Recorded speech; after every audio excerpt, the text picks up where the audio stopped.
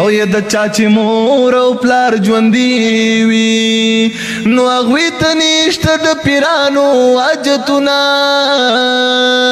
او یا په مخې سپین کفن راخور شو او یا خلک زما په جنت خاورې اړوینا او زار زما مور زما جنت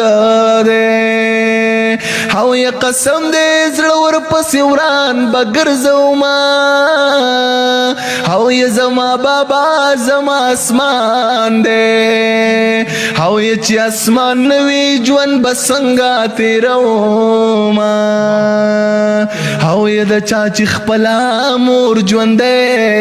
وي یا هغه د ټول عمر د زړه مرضي کوي نه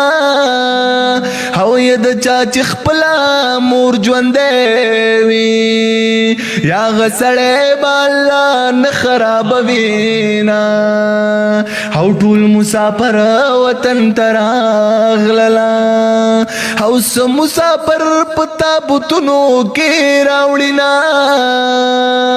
او یا د مسافرو ساختر